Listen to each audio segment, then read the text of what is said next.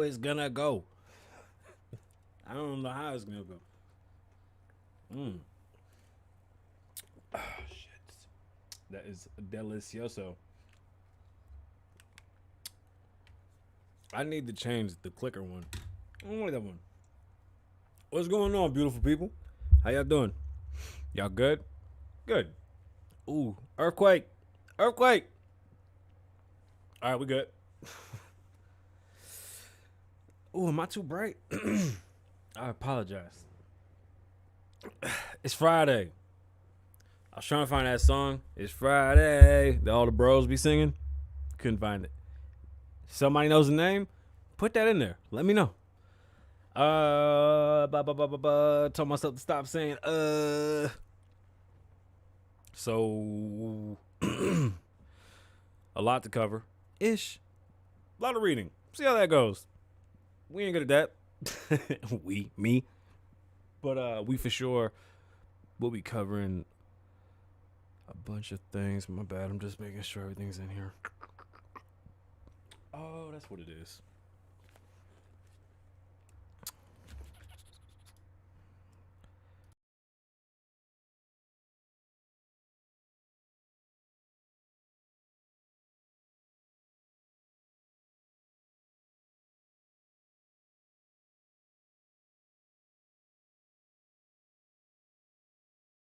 Psych. Haha, LOL, we're back. All right. Everything's squared up. I think. Was that it? Awesome. All right. So, on today's show, we're going to be covering what Arnold Schwarzenegger told you to do, and I think you better do it. Jennifer Aniston and David Schwimmer are a thing. It's pretty dope that Ross and Rachel are together. Like, if you don't think that's dope, I know it's corny, but it's dope. Let's talk about Jesse Wu from Wildin' Out. It was Bush League. I'll say that. Vicente Fernandez took a spill, but the OG straight. We'll talk about that. And what happened with Robin coming out? That was a little strange, but let's talk about it. A federal judge today on the moratorium. I hate saying that word, but we're making progress because we need to. This is it's hindering my work. It's been a very tough year because of the things that are happening with the governmental holds and the new Lamborghini Countach. That thing is dope. Let's break it down. It's sick. I like the technology. I'm a car guy, so I got to talk about it. We'll definitely be covering all this and more, and we'll be covering Cuba today because it's still going crazy over there, and they're still not telling us everything, which is very unfair.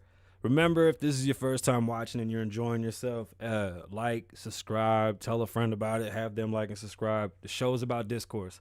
I bring up topics and I give you stories and I let's talk.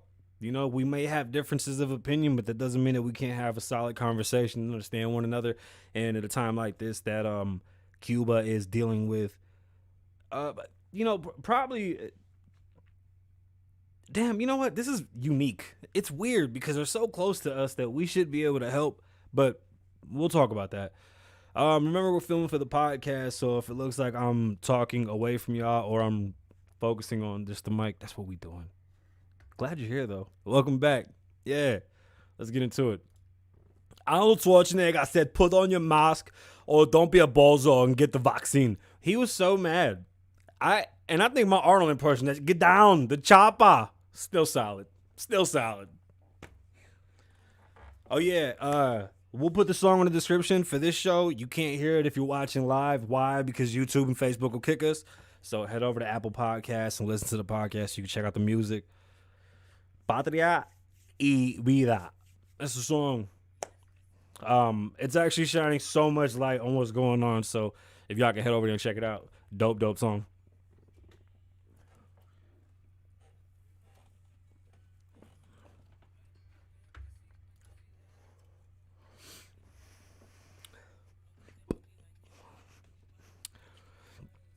It's Friday. I just want to have fun. But it's just mad serious topics.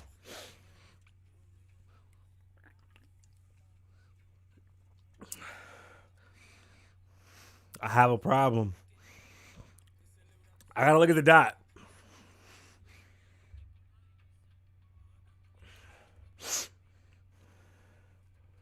It's Kasabian.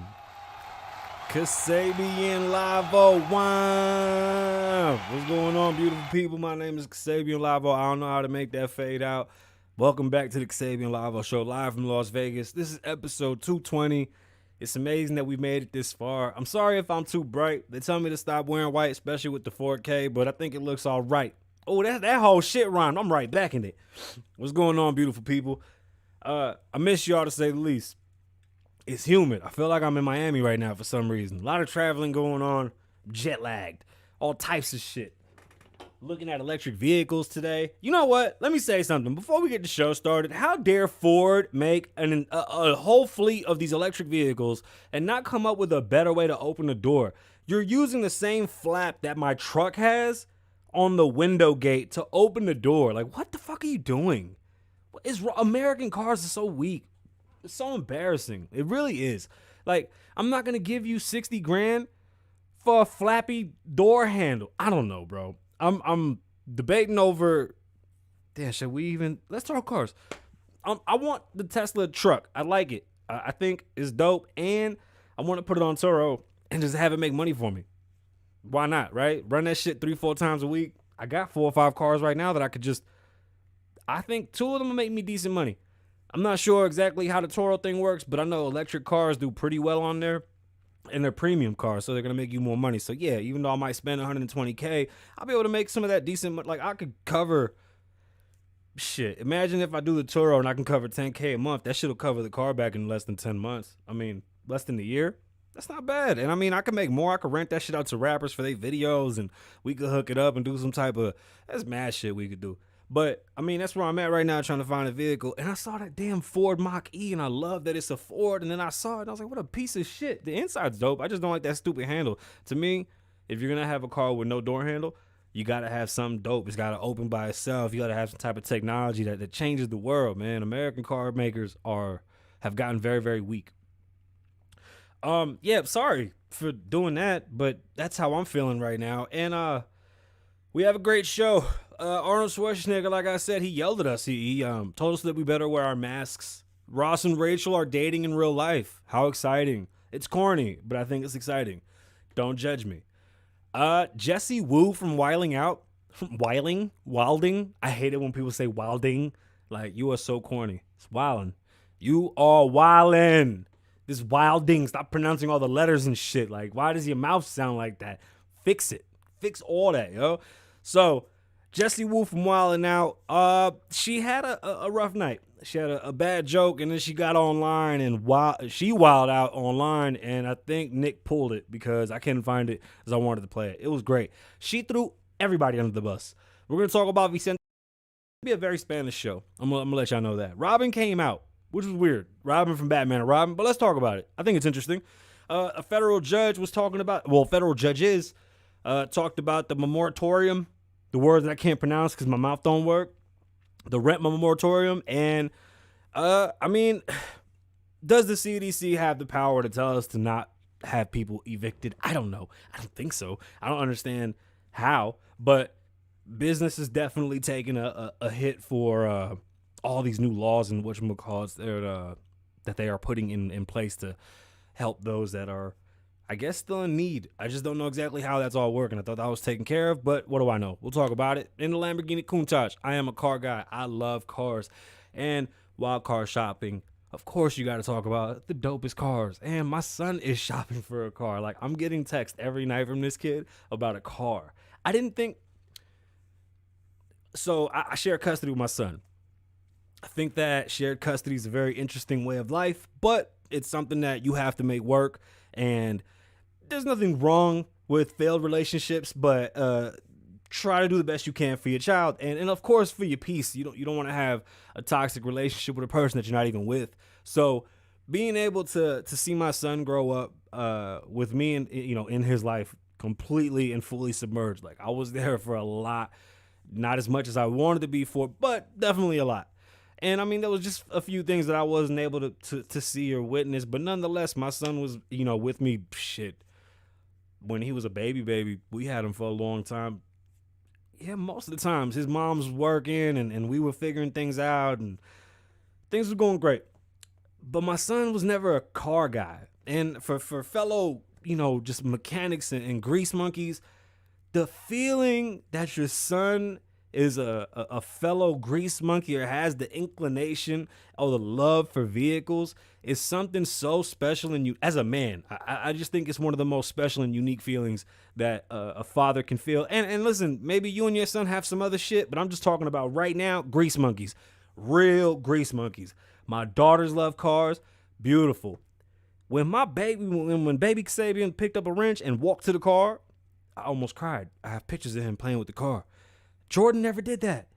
That fucked me up inside that Joe never did that. And as a dad, like, you kind of want your kids to like the things you like, but you don't want to push you on them. You want them to be themselves. Like, I was raised to be myself, and I want my child to, all my children to feel the same way. Let them express themselves however they want, as long as they don't hurt nobody, and it doesn't seem like I don't know, like a cry for help. I don't know. Like, my kids have never really put me in a position where I had to say, hold up, what the fuck are you doing? We talk about things and not just let them express themselves. Like, life is short, and I think they should, enjoy it, especially now. Like, bro, there was so many things I couldn't do because financially and the narrow-mindedness of my grandparents.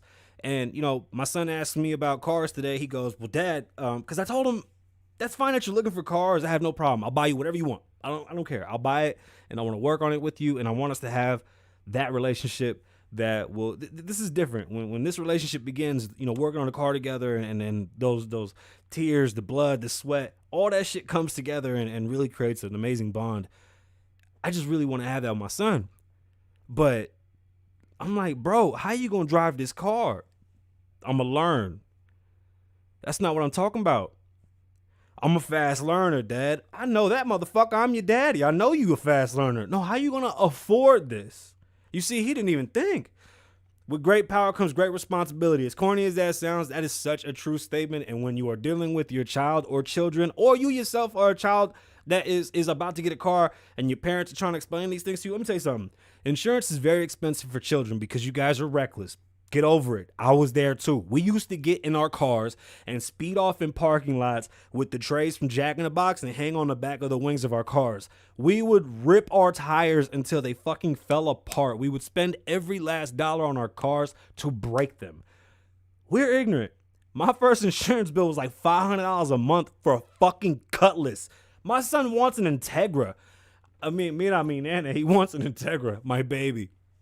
Bro, you gonna be paying like $500? No, I'm not gonna put him on my insurance. He needs to understand that responsibility. How long will I let him do this for? I don't know. I'm most definitely putting him on my insurance eventually, but I need him to go and learn this process because this is the part of the responsibility that you need to remember. If you can't afford gas, you can't afford a car, baby. You need to walk before you run. It's baby steps. My daughter wants a fucking Bugatti for her first car. I'm not saying she won't get it. I'm just saying you have to learn. You got to be able to change the tire on that Honda before you could change the tires on the Bugatti. That's all I'm saying. The baby wants to see dad in the Urus. That's cool. But right now, I'm pushing a different truck. And I still want the Tesla truck. So if by the end of the goal for the end of the year is a Tesla in the Urus, that's my goal. I'm trying to do that and get my son his first car. But I want him to get a job for the responsibility part of it. And then I want him to take steps as a man because I think that's dope. Like, the fact that, he's even considering owning a vehicle. Bro, that's crazy. He's a baby. He's only 15. I don't know. Maybe I'm just overthinking it. Proud dad moment. It's amazing to see just that type of growth. Like, for real. I don't know. I guess because I didn't have a father. I had a grandfather. It was a different type of thing. But it's exciting. I just hope he understands that you got to work and then you have to be able to take care of that car. You're going to need insurance. You got to be able to work on it. You have to afford the parts and pieces to make sure that it still runs good. It has to be safe. There's a bunch of things you got to ask yourself when it comes to owning a vehicle. And yeah, that shit's expensive. Expensive as fuck. But probably one of the most awesome things you can do is get a car because it's like freedom. It's like a bird with wings. That ain't nothing to do with nothing. All right, so Jennifer Aniston and David Schwimmer are dating in real life. How cool is that? I thought it was dope. I don't know. It sounds corny, but I think it's cool. I don't care. I like Ross and Rachel and all that shit, and they just had that little reunion, and they were giving each other little googly eyes, and I was like, okay, see, I like that. I like that. It was, que lindo.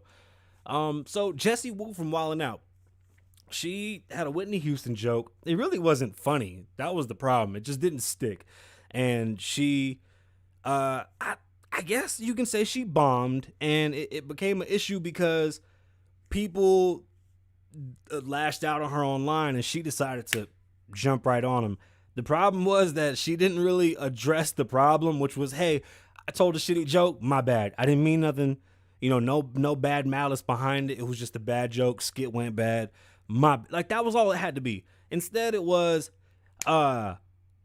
comedians do this, rappers do that, and the dudes can get away with this, but because I'm a girl, I can't do that. Yo, that is the most pathetic way to walk yourself into more fucking problems. You will not get out of it. Just take onus for what you did. You bombed. Oh well, you have good pods, there's bad pods, good shows and bad shows.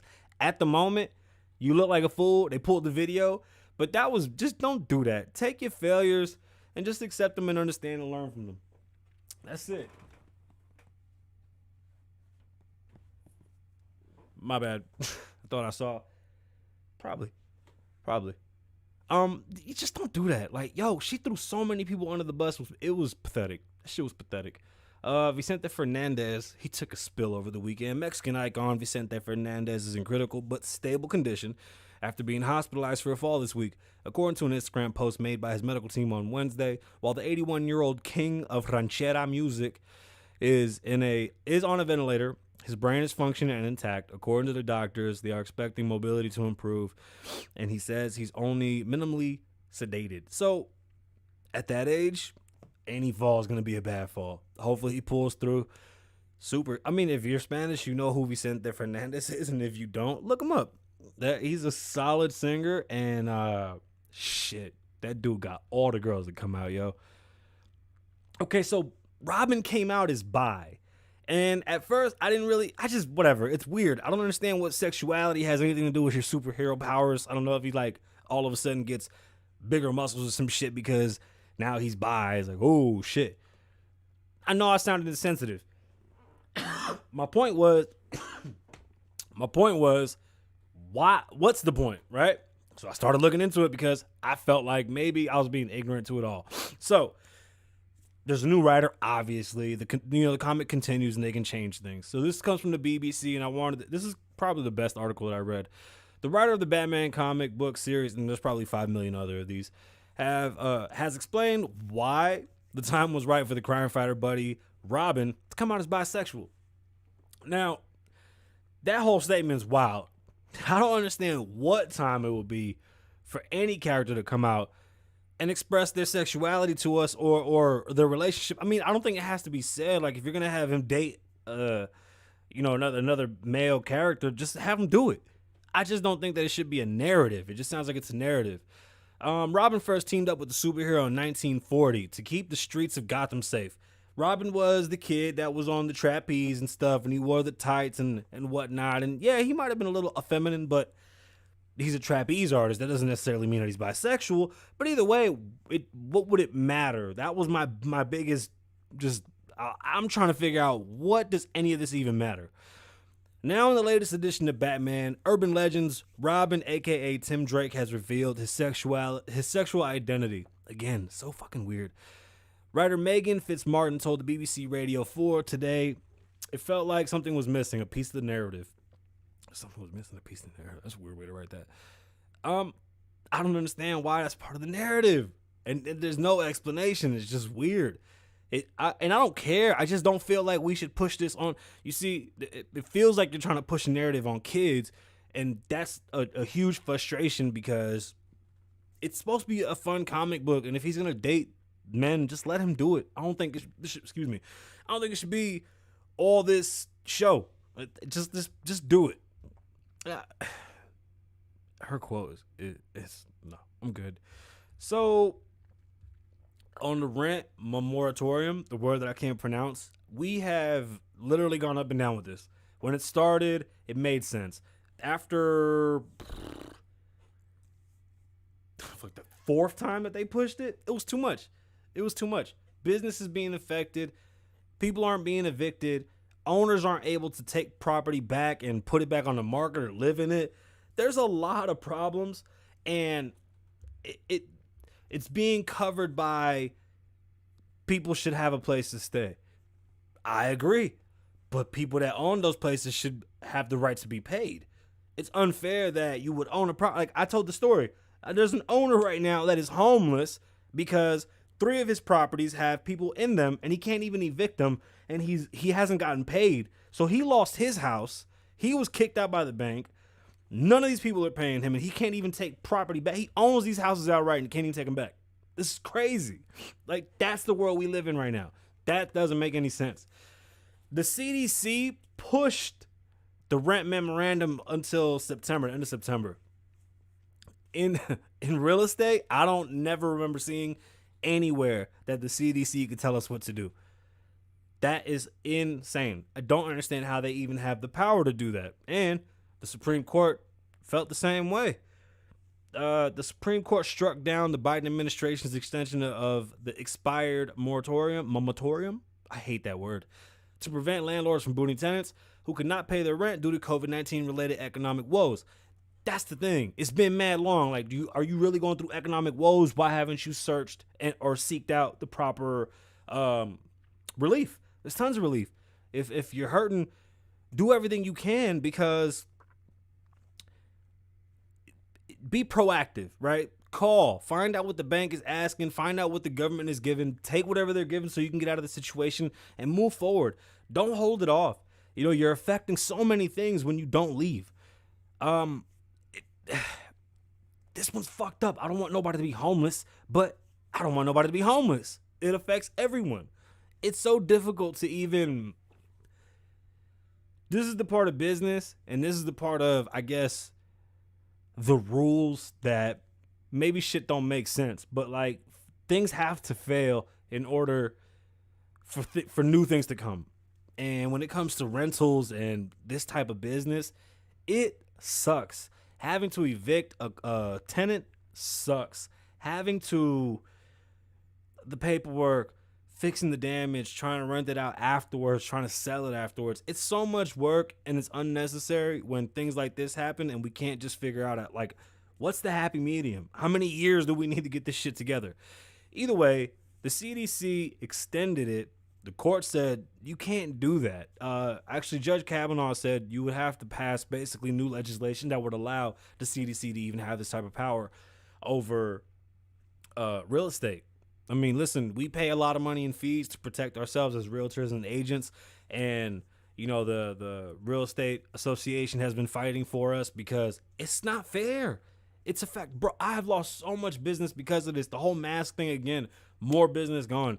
I thank God today I finally got a house to sell. And it's like pulling teeth out there. So the new Lamborghini Countach is, honestly, it's not dope. Just, I can't front. It was corny. I saw it and I was like, oh my God, it really looks like the fucking Countach. Like, it still looks like the same car, maybe a little bit smoother. And CNN Business had a dope little excerpt on it, and I wanted to read that to you. In many regards, the new Countach is the direct descendant of the original. Literally. Like, that's the perfect way to describe it. It has a V12 engine directly behind the 2 seats. It's a mid-engine. And like every Lamborghini sports car inside, the Countach is shaped like a low-profile wedge. You know what I mean? The Lamborghini staggered look. There's a very big difference, though. The new Countach is a hybrid. It's not only a plug-in hybrid, but it's a car that drives and stores power in a supercapacitor that can provide additional power to the wheels during hard acceleration. So basically what they've done is created some type of like rocket power. So when you get on the gas, it just takes off. But the technology is pretty dope. The idea that you can plug it in and have a gas engine or some type of what they call this super capacitor that gives you a boost, almost like a electric turbo. The shit, it is dope. I like the idea. I think this shit is dope. I just don't think the Countach was the way to go. In the all-new four-wheel drive Countach, it can produce up to 802 horsepower. That's amazing. With 769 coming from the gasoline engine and an additional 33 horsepower coming from the electric motor attached to the side of the gearbox.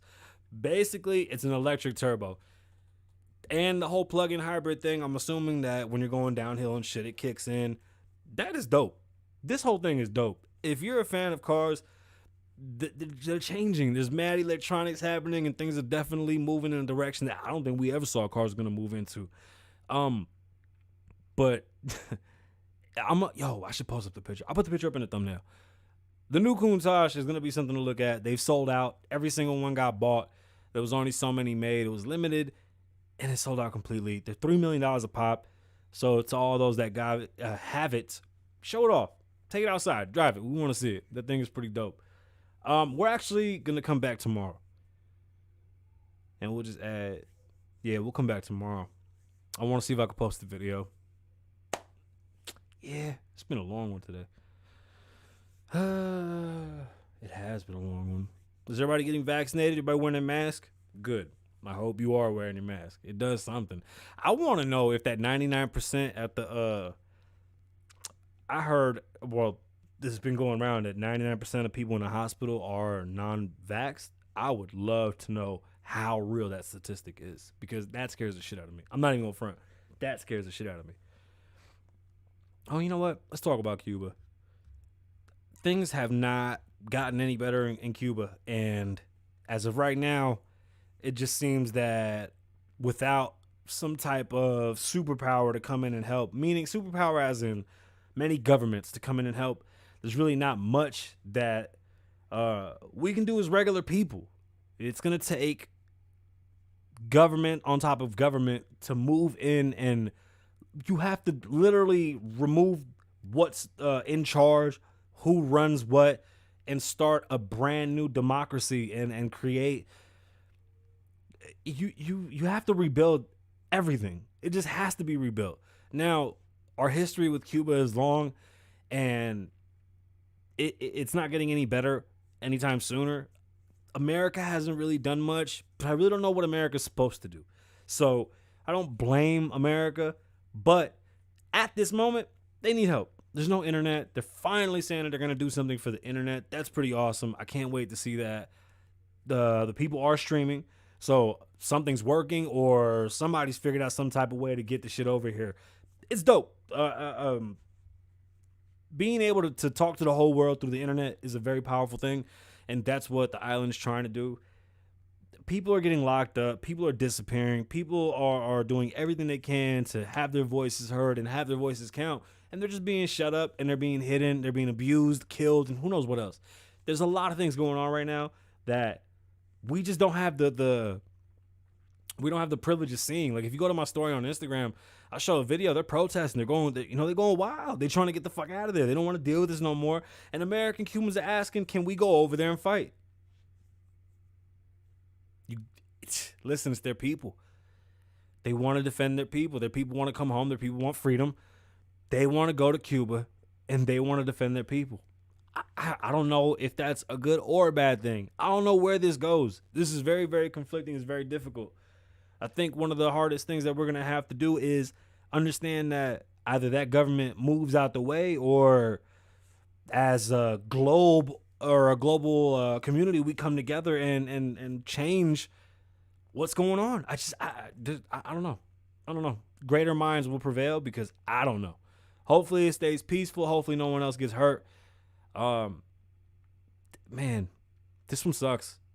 We are shit. They just had the storm too. It's a mess. Check out what's going on out there. Check out SOS Cuba as a hashtag. Just hashtag Cuba, and see if there's anything that y'all could do. Share, spread the word, tell everybody and anybody what's going on. I mean, it sucks. It really does. And it looks like there's nothing that can help. I'm going to go play video games with my friends. My name is Kasabian. Live in the moment. Don't live in the past. Be safe. Stay dangerous. Lavoe loves you. Wow.